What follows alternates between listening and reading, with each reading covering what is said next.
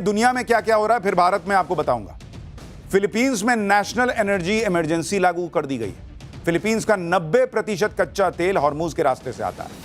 Hormuz strait बंद होने से फिलीपींस पर गंभीर असर पड़ रहा है। इसके अलावा फिलीपींस में सिर्फ एक ही तेल रिफाइनरी है। इस वजह से फिलीपींस में ऊर्जा संकट गहराता जा रहा है।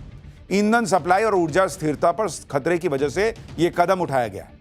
वर्क फ्रॉम होम और इधर राशनिंग जैसे कदम उठाए जा रहे हैं। कई इलाकों में रोटेशनल बिजली कटौती शुरू करनी पड़ी।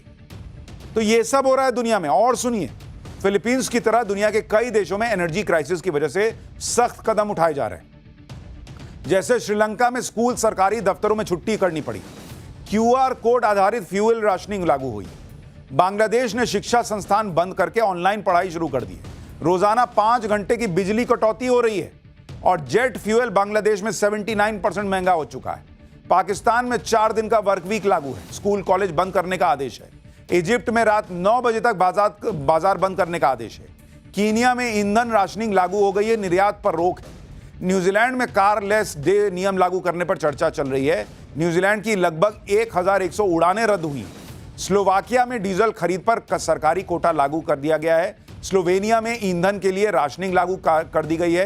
कारों को 30 लीटर और ट्रकों को 200 लीटर की सीमा तय कर दी गई है। कंबोडिया में 1/3 पेट्रोल पंप बंद हो गए हैं। म्यांमार में पेट्रोल के लिए ऑड इवन योजना लागू हो गई है। और इसलिए आपको कह रहा हूं कि यह संकट दुनिया का संकट है बॉस। दुनिया में लोग बाप बाप करने लग गए हैं और हम इससे अछूते नहीं रह सकते। मैं बस ये कह रहा हूं कि सरकार को क्लैरिटी और ईमानदारी के साथ लोगों के सामने चीजें रखनी चाहिए और लोगों से भी कहना चाहिए कि आपको क्या मदद चाहिए बताइए, और सरकार को क्या मदद चाहिए देश के तौर पर लोगों से वो भी बताना चाहिए, जो कि अब धीरे धीरे हो रहा है। भारत में अभी भी आप मान के चलिए कि हम इन जैसे देशों के हालात में नहीं आए हैं। यह हमारे लिए अच्छी बात है। लेकिन तेल गैस को लेकर भारत की तैयारी कितनी है, कितना स्टोरेज है और यह स्टोरेज पर्याप्त है या नहीं, यह सब आपको बताऊंगा। लेकिन पहले देखिए कि कई जगहों पर दिक्कतें आनी शुरू हो चुकी हैं। आज भी कई शहरों में रसोई गैस के लिए लोग परेशान हो रहे हैं। ये तस्वीरें आपको कानपुर की दिखा रहा हूं, जहां रसोई गैस सिलेंडर के लिए लोग सुबह से लाइन में लगे हुए, फिर भी उनको गैस नहीं मिल पा रही। लोगों का कहना है कि बुकिंग के बाद भी सिलेंडर नहीं मिल रहा है। सुनिए कानपुर के लोग क्या कह रहे हैं। इंडियन गैस एजेंसी की बाहर की ये तस्वीरें हैं। लंबी लंबी यहाँ पे लाइनें लगी हुई हैं। लोग सुबह से ही यहाँ पर लाइन में लग गए हैं। फिलहाल कानपुर के जो डीएम है जितेंद्र प्रताप सिंह, उनका ये दावा है कि जो एलपीजी गैस सिलेंडर है उस स्थिति सामान्य है। समझिए वहाँ खड़ा 4 आदमी 10 आदमी, वहाँ गेट में ताला लगा हुआ है, वहाँ कोई बताने वाला नहीं। डीएसी नंबर भी आ रहा है, सिलेंडर ब्लैक हो रहा है, मिल नहीं रहा। रोज यही कह रहे हैं कि कल आना, आज आना, कल आना, बस यही कर रहे हैं। आपसे कह रहे हैं गैस नहीं मिल रही है। गैस नहीं है। गैस 4 घंटे से हम लोग लाइन में लगे हैं, सुबह से लगे हुए व्यक्ति। क्या कह रहे हैं? कहाँ लाइन में खड़े हैं, दे ही नहीं रहे, वहाँ तक पहुँच ही नहीं पा रहे। इसी तरह से चंडीगढ़ में भी रसोई गैस को लेकर लोग परेशान हैं। चंडीगढ़ में गैस एजेंसी के बाहर लंबी लंबी लाइनें लग रही हैं। लोग कह रहे हैं कि कई दिनों से सिलेंडर नहीं मिल रहा। वहीं एजेंसी के कर्मचारियों का कहना है कि गैस सिलेंडर की सप्लाई में कोई दिक्कत नहीं।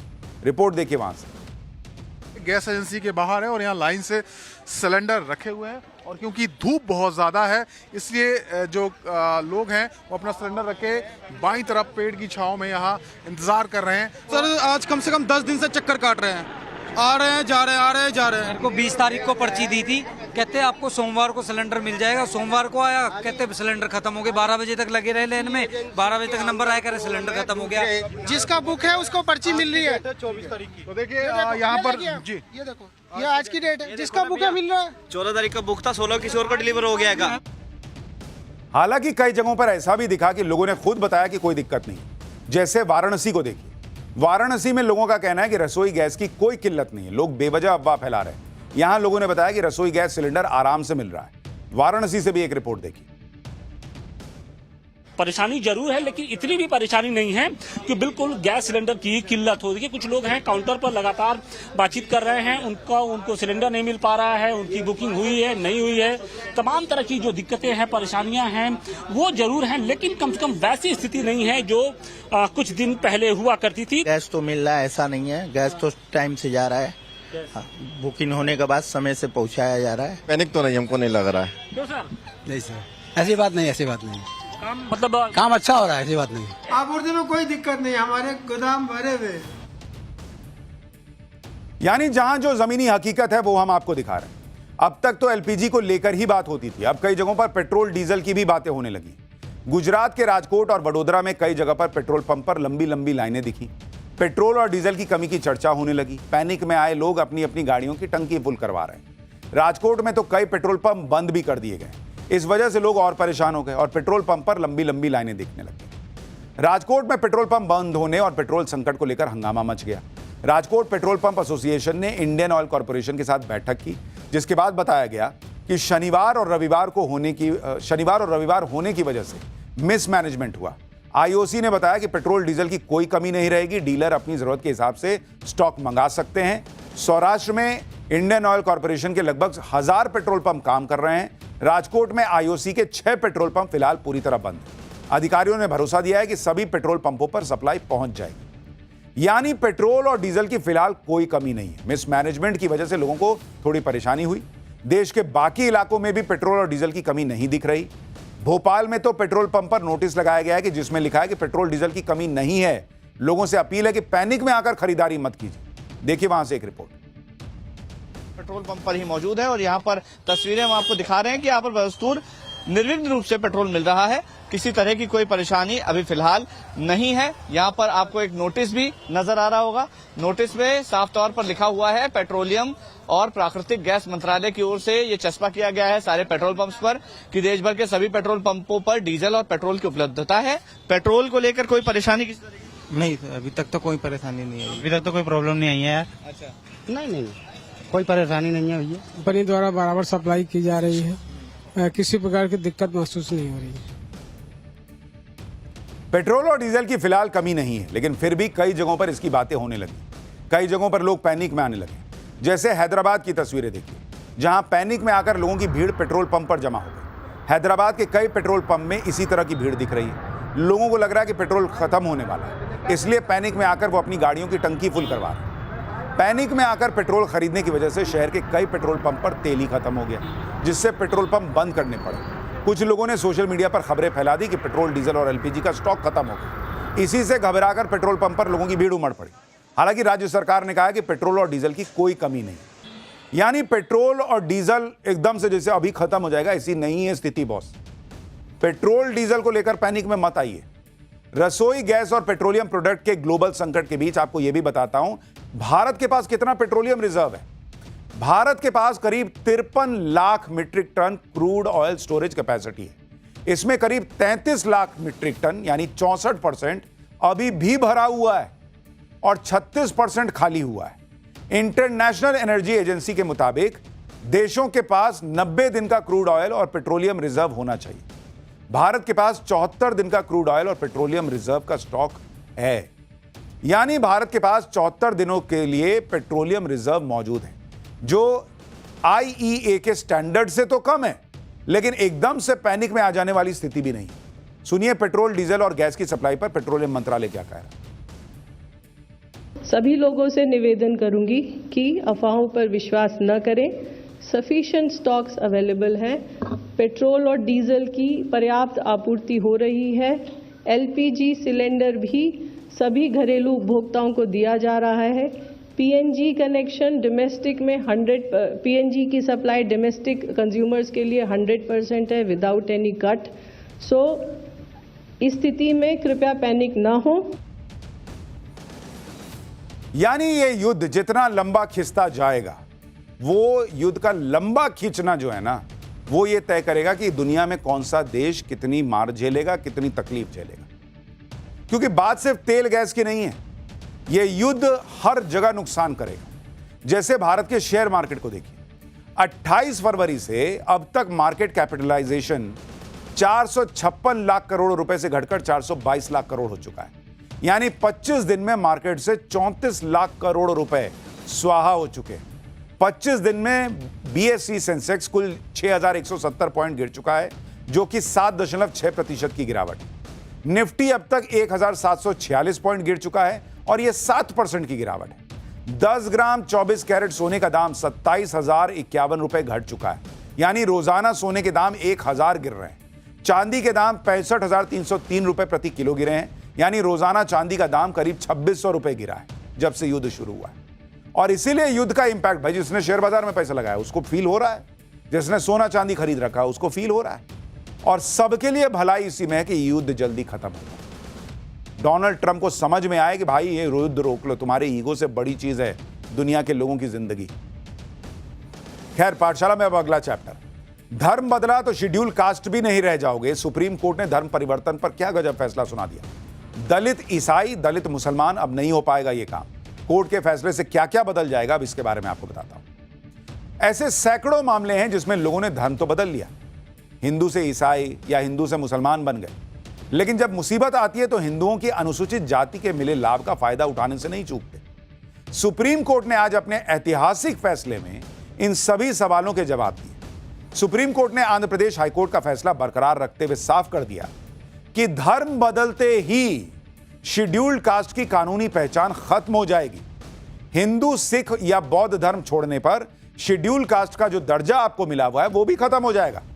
ईसाई या दूसरा धर्म अपनाने के बाद SC/ST एक्ट का लाभ नहीं मिलेगा आपको। यानी अगर आपने धर्म बदल लिया तो आप SC कैटेगरी में नहीं रह जाएंगे, शेड्यूल कास्ट नहीं रह जाएंगे। सुप्रीम कोर्ट ने क्लियर कर दिया। सुप्रीम कोर्ट ने क्यों कहा कि आरक्षण के लिए हिंदू धर्म का बताना संविधान के साथ धोखाधड़ी है, आज इसके बारे में भी आपको बताऊंगा। देखिए, भारत में धर्म, जाति और आरक्षण ऐसा मुद्दा है जिस पर बात होती है तो तूफान खड़ा हो जाता है। कई लोग आरक्षण पाने के लिए अपना धर्म तक बदल लेते हैं। कई लोग धर्म बदलने के बाद भी आरक्षण का मोह नहीं छोड़ पाते। आरक्षण को अपना जन्मसिद्ध अधिकार कई लोग मान लेते हैं। अनुसूचित जाति के आरक्षण का ऐसा ही एक मामला सुप्रीम कोर्ट चला गया। पूरा मामला क्या है वो आगे बताऊंगा, लेकिन पहले जान लीजिए कि सुप्रीम कोर्ट ने धर्म परिवर्तन और आरक्षित श्रेणी को लेकर क्या अहम फैसला सुनाया। सुप्रीम कोर्ट ने कह दिया है कि अगर कोई व्यक्ति हिंदू, बौद्ध या सिख धर्म के अलावा कोई दूसरा धर्म अपनाएगा और उसका पालन करेगा तो फिर वो अनुसूचित जाति समुदाय का सदस्य नहीं रह जाता। हिंदू, सिख या बौद्ध के अलावा किसी दूसरे धर्म का पालन करने वाले व्यक्ति को अनुसूचित जाति का सदस्य नहीं मान सकते। सुप्रीम कोर्ट ने कहा कि कॉन्स्टिट्यूशन शेड्यूल कास्ट ऑर्डर 1950 में यह साफ किया गया है और इस आदेश के तहत प्रतिबंध पूर्णतः लागू होता है। कोर्ट ने कहा कि संविधान या संसद या राज्य के विधानमंडल के अधिनियम के तहत कोई भी संरक्षण, आरक्षण, अधिकार या वैधानिक लाभ का उस व्यक्ति की तरफ से दावा नहीं किया जा सकता और न ही उसे यह लाभ दिया जा सकता है जिससे खंड 3 के मुताबिक अनुसूचित जाति का मेंबर नहीं माना गया है। यानी अगर आप धर्म छोड़ रहे हैं, हिंदू धर्म से ईसाई बन रहे हैं, हिंदू धर्म से मुसलमान बन रहे हैं, कोई और धर्म अपना रहे हैं, तो आप शेड्यूल कास्ट भी नहीं रह जाएंगे। सुप्रीम कोर्ट ने यह बड़ा फैसला किस मामले में दिया, अब आपको वो भी बताता हूं। पिछले साल अप्रैल में आंध्र प्रदेश के गुंटूर जिले में मामला सामने आया था, जहां हिंदू शेड्यूल कास्ट से ईसाई बने पादरी चिंतदा आनंद ने सुरक्षा की गुहार लगाई थी। हिंदू से ईसाई बने पादरी चिंतदा आनंद ने कुछ लोगों के खिलाफ SC/ST एक्ट में FIR दर्ज कराई। चिंतदा आनंद ने आरोप लगाया था कि उनके साथ मारपीट की गई और जातिगत अपमान किया गया, जिसके बाद आरोपियों ने हाईकोर्ट में इस केस को रद्द करने और सभी कार्रवाई पर रोक लगाने की याचिका लगाई। दलील दी गई कि पादरी चिंतदा ईसाई धर्म का पालन कर रहे हैं, तो फिर वो शेड्यूल कास्ट होने का दावा कैसे कर सकते हैं और फिर SC/ST एक्ट कैसे लगा सकते हैं। चिंतदा आनंद ने भी खुद ही कोर्ट को बताया कि वो पिछले 10 साल से ईसाई धर्म का पालन कर रहे हैं। हाईकोर्ट ने आरोपियों की इस चुनौती को स्वीकार किया और पादरी के केस को खारिज कर दिया। हाईकोर्ट के फैसले को पादरी चिंतदा ने विशेष अनुमति याचिका के जरिए सुप्रीम कोर्ट में चुनौती दी, लेकिन सुप्रीम कोर्ट ने आंध्र प्रदेश हाईकोर्ट के फैसले को आज बरकरार रखा। सुनिए सुनवाई के बाद एडवोकेट ने क्या कहा कि SC/ST एक्ट में जो कंप्लेंट फाइल होती है वो एक व्यक्ति जो SC/ST होगा वही फाइल कर सकता है। हमारे केस में फैक्ट्स ऐसे थे कि जो व्यक्ति था वो 10 साल पहले SC/ST छोड़ के क्रिश्चियन हो चुका था। इसीलिए क्वेश्चन आया कि अगर वो क्रिश्चियनिटी में चला गया है तो क्या वो SC/ST के स्टेटस में रहेगा। अगर वो SC/ST के स्टेटस में नहीं रहेगा तो उस कंडीशन में क्या वो कंप्लेंट फाइल कर सकता है SC/ST एक्ट के अंदर। तो कोर्ट ने आज ये अहम फैसला दिया है और कोर्ट ने कहा है कि ये कंप्लेंट उसने जो फाइल करी थी वो मेंटेनेबल नहीं है। आप देखिए कि चिंतदा आनंद 10 साल से ईसाई बने हुए थे, पादरी थे, चर्च में प्रार्थना करवाते थे, लेकिन जब मुसीबत आई तो अनुसूचित जाति का लाभ उनको चाहिए था। तब आंध्र प्रदेश हाईकोर्ट ने अपने आदेश में कहा था कि अगर कोई व्यक्ति हिंदू धर्म में अनुसूचित जाति समुदाय का है और धर्म बदल लेता है तो उसका SC का दर्जा खत्म हो जाता है। इसके बाद वो अनुसूचित जनजाति अत्याचार निवारण अधिनियम यानी SC/ST एक्ट 1989 के तहत संरक्षण का दावा नहीं कर सकता। चिंतदा आनंद भी हिंदू से कन्वर्ट होकर ईसाई बने, लेकिन ईसाई धर्म में जाति व्यवस्था का कोई स्थान ही नहीं है। ऐसे में ईसाई धर्म अपनाने वाला व्यक्ति SC/ST एक्ट की धाराओं का सहारा कैसे ले सकता है? भारत में अनुसूचित जाति का दर्जा किसे किसे मिलता है वो भी आपको बता देता हूं। भारत में SC का दर्जा भारतीय संविधान के अनुच्छेद 341 के तहत दिया जाता है। राष्ट्रपति एक सूची जारी करते हैं जिसको प्रेसिडेंशियल ऑर्डर कहा जाता है। राज्यवार अलग अलग जातियों को शेड्यूल कास्ट में शामिल किया जाता है। संसद ही इस सूची में बदलाव कर सकती है। वर्तमान में भारत के संविधान अनुसूचित जाति आदेश 1950 के अनुसार केवल उन्हीं लोगों को अनुसूचित जाति का दर्जा मिल सकता है जो हिंदू, सिख या बौद्ध धर्म को मानते हैं। मूल रूप से यह केवल हिंदुओं के लिए था, लेकिन फिर संशोधन के तहत 1956 में सिखों को और 1990 में बौद्धों को इसमें शामिल किया गया। चिंतदा आनंद की तरह कई लोग हैं जो हिंदू से ईसाई या मुसलमान तो बन गए, लेकिन अनुसूचित जाति के लाभ के लिए यू टर्न मार जाते हैं। वो इसलिए क्योंकि अनुसूचित जाति कैटेगरी के तहत मिलने वाले लाभ की लिस्ट बहुत लंबी है। अनुसूचित जाति के लोगों को स्कूल, कॉलेज और उच्च शिक्षण संस्थानों में प्रवेश के लिए आरक्षण मिलता है। केंद्र और राज्य सरकार की नौकरियों में सीधी भर्ती में 15% आरक्षण मिलता है। सरकारी नौकरियों में प्रमोशन में भी SC श्रेणी को वरीयता दी जाती है। प्रतियोगी परीक्षा के आवेदन शुल्क में छूट, आयु सीमा में छूट और कट ऑफ अंक छूट मिलती है। SC/ST अत्याचार निवारण अधिनियम 1989 के तहत विशेष सुरक्षा और आर्थिक सहायता मिलती है। कल्याणकारी योजनाओं के तहत विशेष छात्रवृत्ति, कम ब्याज पर लोन और आवास योजनाएं मिलती हैं। इसके अलावा लोकसभा और विधानसभाओं में सीटों का रिजर्वेशन भी मिलता है। और यह कोई पहला मामला नहीं है जब सिर्फ आरक्षण पाने के लिए अनुसूचित जाति का दावा किया गया। इससे पहले पुडुचेरी से भी ऐसा मामला सामने आया था। 2023 में सेल्वरानी नाम की महिला ने अनुसूचित जाति का सर्टिफिकेट मांगा। यह सर्टिफिकेट उसे क्लर्क की सरकारी नौकरी के लिए चाहिए था। सेल्वरानी के पिता पहले हिंदू थे जिन्होंने ईसाई धर्म अपना लिया था। सेल्वरानी ने दावा किया था कि वो अब हिंदू धर्म अपनाकर अनुसूचित जाति में शामिल हो चुकी हैं, लेकिन कोर्ट ने पाया कि सेल्वरानी ईसाई धर्म को मानती हैं और चर्च भी जाती हैं और अब नौकरी में आरक्षण के लिए अनुसूचित जाति के सर्टिफिकेट के लिए खुद को हिंदू बता रही। कोर्ट ने तब कहा था कि बिना किसी वास्तविक आस्था के सिर्फ रिजर्वेशन के लिए धर्म परिवर्तन संविधान के साथ धोखाधड़ी। और आज सुप्रीम कोर्ट ने भी एक बड़ा फैसला सुनाते हुए स्पष्ट कर दिया है कि अगर आप हिंदू धर्म छोड़ते हो, सिख और बौद्ध धर्म छोड़ते हो और दूसरे किसी भी धर्म में जाते हो, तो फिर आपको शेड्यूल कास्ट को मिलने वाले फायदे, उसके प्रावधान, उसे भी छोड़कर जाना होगा। और अब हमारा स्पेशल सेगमेंट सोचा है कभी, वो सवाल जो दिमाग की बत्ती जला दे। आपने भी इस सफर के दौरान हाईवे पर खाना तो कई बार खाया ही होगा, लेकिन कभी सोचा है कि हाईवे पर कुछ ढाबे ऐसे भी होते हैं जिनके नाम के ऊपर या नीचे धर्म कांटा भी लिखा होता है। सोचे कि क्यों लिखा होता है, वहां ऐसा क्या मिलता है भाई कि वो धर्म कांटा लिख देते हैं। आज इसके बारे में आपको बताता हूं। दरअसल सड़क किनारे ढाबों या ट्रकों के पास जो धर्म कांटा लिखा होता है उसका मतलब धार्मिक जगह नहीं होता।